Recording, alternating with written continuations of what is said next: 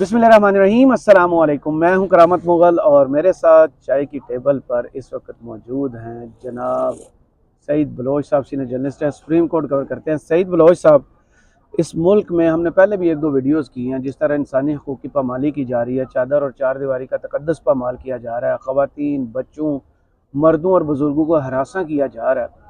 उस हवाले से और कुछ लोगों को तो लापता भी किया जा रहा है, कुछ को बाजियाब टीवी पर करवाया जा रहा है और कुछ वो हैं जिनका कोई अता पता नहीं, को कहाँ हैं, गिरफ्तार हैं, लापता हैं, खुद से गायब हैं, क्या है, कोई उनका अता पता नहीं। इस हवाले से एक दरख्वास्त जमा कराई थी बैरिस्टर एतजाज़ अहसन ने सुप्रीम कोर्ट में कि मोहतरम अल मकाम चीफ जस्टिस साहब, आप बहुत मरतबा इंसानी हकूक़ के अलमबरदारी का अमली मुजाहरा कर चुके हैं। आपको याद होगा कुछ अर्सा पहले ही जो सानहा जड़ावाला हुआ था, वहाँ ये अपनी वाइफ के साथ खुद पहुंचे थे और सर्जनिश भी की थी इन्होंने पुलिस ऑफिसर और इंतजामिया के काम में मदाखलत भी की थी। ये तो आ गया था मीडिया पर।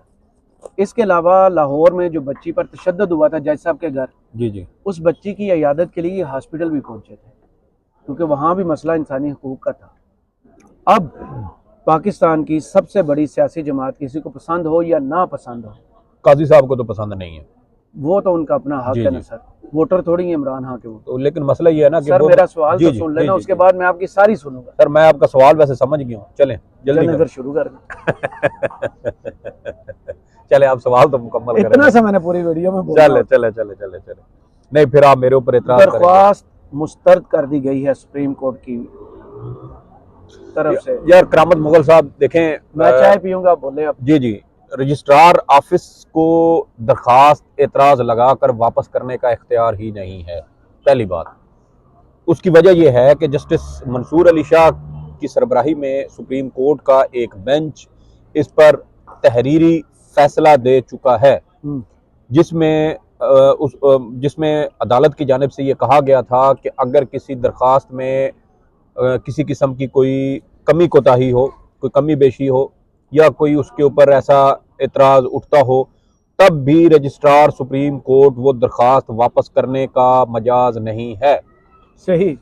और अगर रजिस्ट्रार ये समझता है कि इस दरखास्त के ऊपर एतराज़ात हैं संगीन नौइयत के, तो तब भी वो उस दरखास्त को उन एतराज़ात के साथ सुप्रीम कोर्ट की खुली अदालत में समाअत के लिए मुकर्रर करेगा। फिर सुप्रीम कोर्ट ऑफ पाकिस्तान जब ओपन कोर्ट में उस दरखास्त की समाअत करेगी तो फिर ये मामला देखा जाएगा कि क्या ये एतराज़ात वैलिड हैं, ये एतराज़ात इनको दुरुस्त करार दिया जाए या इस दरखास्त को काबिल समाअत करार दिया जाए। इसका फैसला सुप्रीम कोर्ट करेगी। रजिस्ट्रार ऑफिस इंतजामी तौर पर इस चीज का फैसला नहीं कर सकता, लेकिन उसके बावजूद हम देख रहे हैं तकरीबन मुझे किसी भी दरख्वास्त पर एतराज नहीं कर सकता। जी, किसी पर भी नहीं कर सकता। और मुझे याद पड़ता है कि शायद इसको कम से कम कोई 1 साल तो इस फैसले को हो चुका है, और वो फैसला आने के बावजूद रजिस्ट्रार ऑफिस इस तरह दरखास्तों पर एतराजात लगाकर उनको वापस कर रहा है। और बड़े लिखे पड़े ऐसे ही, वो पहले से जैसे पर्ची बनी पड़ी होती है ना, किसी वो जाए ना पंसारी के पास, जी हकीम साहब मैनू जिसम दर्दा ने, या मैनू कब्ज है, या मैनू बुखार है, या मैनू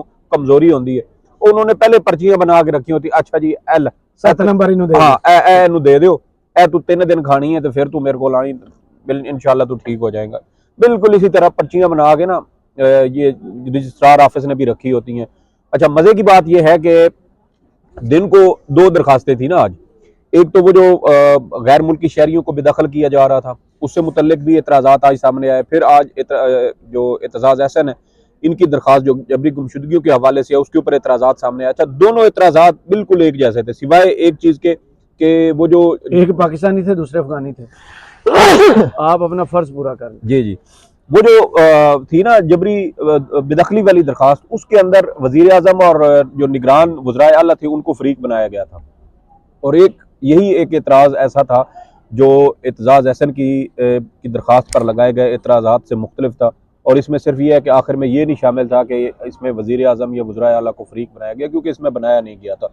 लेकिन सवाल ये पैदा होता है सर कि इतना अहम मामला है, और अपनी दरख्वास्त में एतजाज़ अहसन साहब की जानिब से बड़ा अहम नुक्ता ये उठाया गया था कि मुल्क के अंदर सियासतदानों, ब्यूरोक्रेट्स और सहाफ़ियों को अगवा कर लिया जाता है, कई महीने उनको लापता रखा जाता है।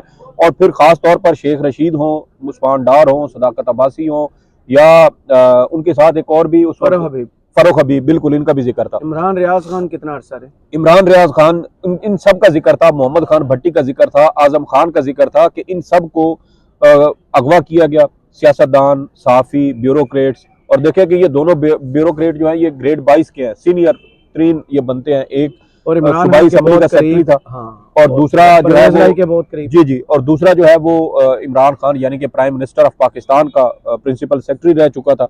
तो दोनों आला तरीन सरकारी ओहदेदार थे, लेकिन इनको भी अगवा किया गया, कई कई महीने इनको लापता रखा गया। आप देखें कि आजम खान जब अगवा हुए, उनकी एक फैमिली की महीने बाद जानिब आए से, थे। जी जी, फैमिली की जानिब से बाकायदा मुकदमा दर्ज कराया गया, उनको लापता कर दिया गया। और एक महीने बाद पता चला कि वो तो नैब ऑफिस में जाके इमरान खान के खिलाफ कोई बयान भी उन्होंने रिकॉर्ड करवा दिया। तो क्या जो अगवा शुदा शख्स हो, लापता शख्स हो, क्या वो इस तरह रियासती इदारों के पास जाके बयान रिकॉर्ड करवा सकता है? क्या पुलिस ने ये छानबीन करने की कोशिश की थी कि इस शख्स को लापता किसने किया था? पहले तो पुलिस को पकड़ के उनके घर वालों के और हवाले। देखें कि ये सिर्फ ये चंद लोग नहीं थे, मुल्क की सियासी बड़ी सियासी जमात के हजारों कारकुन सारे गिरफ्तार हैं। सियासतदान, ठीक है, हजारों कारकुन गिरफ्तार हैं, सियासी रहनुमा गिरफ्तार हैं, बहुत सारे लोगों को गिरफ्तार किया जाता है, उनको लापता कर दिया जाता है, और फिर कई महीने बाद वो अचानक प्रेस कॉन्फ्रेंस करते हैं और वो इसी तरीके से उनको आज़ाद कर दिया जाता है। फिर आप ये देखें कि इंसानी हकूक कमीशन की रिपोर्ट का भी हवाला दिया गया था एतजाज़ अहसन की जानिब से अपनी दरखास्त में, और उसमें भी उन्होंने कहा था कि तकरीबन पूरे मुल्क में लगभग 14,000 के करीब जबरी गुमशुदगियों के ये मुकदमात हैं।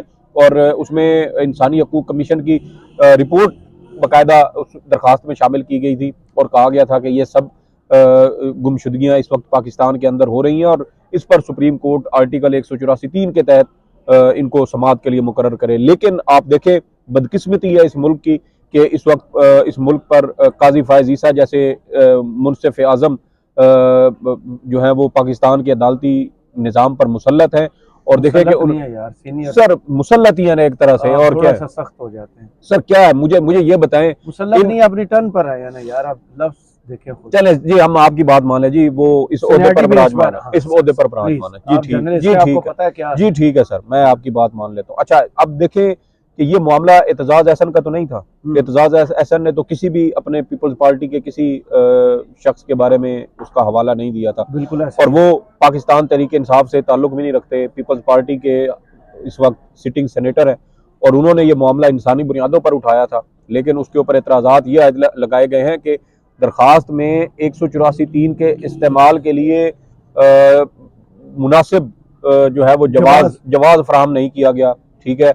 और 184(3) के मामले पर जो इनफरादी हक तलफी है, उस पर आर्टिकल 184(3) यानी मफाद आमा के तहत सुप्रीम कोर्ट अपने इख्तियारात इस्तेमाल नहीं कर सकती। तो आप अंदाजा लगाएं कि 14,000 के लगभग या उससे भी ज्यादा लोग लापता हैं।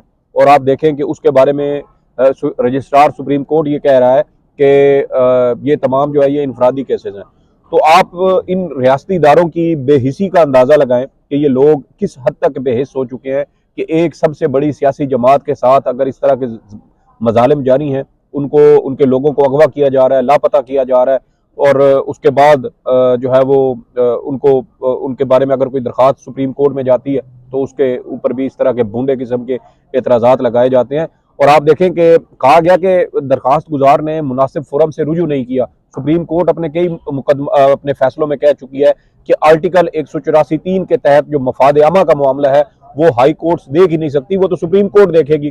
और इसीलिए ये इख्तियार सुप्रीम कोर्ट इस्तेमाल करती है, दीगर जो हाई कोर्ट्स हैं वो 184(3) का इख्तियार इस्तेमाल नहीं करती हैं, खुद नोटिस जिसके तहत लिए जाते हैं। लेकिन बेहिसी है और बेइंतहा की बेहिसी है, और मामला सिर्फ ये है कि सिर्फ चूंकि ये पीटीआई के लोग हैं, पीटीआई से मुंसलिक हैं, या पीटीआई की तरफ झुकाव रखने वाले हैं, या साबिक वज़ीर आज़म इमरान खान जो पीटीआई से ताल्लुक रखते थे ये उनके प्रिंसिपल सेक्रेटरी रह चुके हैं, या उनकी सियासी जमात के सदर परवेज इलाही के दरख्वास्तों को नंबर लग चुका है, जमानत वाली और दूसरी को, लेकिन अभी तक समाअत के लिए मुकर्रर। जी जी, यही बात है। और मैं जब चीफ जस्टिस काजी फायज ईसा साहब अभी चीफ जस्टिस नहीं बने थे, तो एक हमारे कुलीग हैं, उन्होंने मुझसे वीलाग में यही पूछा था कि क्या आसमान पे क्या देख रहे हैं? नहीं, मैं वैसे देख रहा हूँ इधर, पूरे वीलाग में आप ऊपर देख।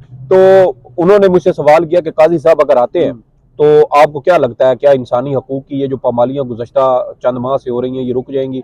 तो मैंने उस वक्त भी कहा था कि मुझे काजी फायज ईसा साहब से किसी किस्म की कोई उम्मीद नहीं है कि ये जब चीफ जस्टिस पाकिस्तान बनेंगे तो ये पाकिस्तान की आवाम को, ये पाकिस्तान तहरीक इंसाफ के उन हज़ारों कारकुनों को रिलीफ फराहम करेंगे। आप देख रहे हैं पंजाब के अंदर कितने बड़ी तादाद में लोग जो है वो लापता हैं या हिरासत में या दरबदर है, कोई पता नहीं है। और देखें कि बहुत सारे लोग जो शायद जिनको रुपोश समझा जा रहा हो वो लापता हो। ये तो ही है सर, ये सिर्फ असला लेकर नहीं घूम रहे। जी जी, सियासी कारकुन कभी दहशतगर्द आप उसको साबित, आप टीएलपी के लोगों को दहशतगर्द साबित नहीं कर सके, आप पीटीएम के लोगों को दहशतगर्द साबित नहीं कर सके, तो ये तो इनको तो आप कहते थे कि ये बर्गर बच्चों की जमात है, आप उनको कैसे दहशतगर्द साबित करेंगे। और ये जब हालात नॉर्मल होंगे तो पता चलेगा कि दुरुस्त फिगर कितना है जो लोग या तो लापता है या उनको जबरी तौर पर लापता किया गया, गायब किया गया, उनको अदालतों में या किसी और फोरम पर उनको पेश नहीं किया गया, और उनके साथ क्या क्या ज्यादतियां की गई। मसला ये है कि उनके साथ हुआ क्या है, जी जी, वो लोगों के लिए काफी बाइसे तशवीश होगा। बहुत शुक्रिया सईद बलोच साहब आपके तजिए का। कमेंट्स बॉक्स में जरूर बताइए वीडियो आपको कैसी लगी। इजाजत दीजिए, अल्लाह हाफिज।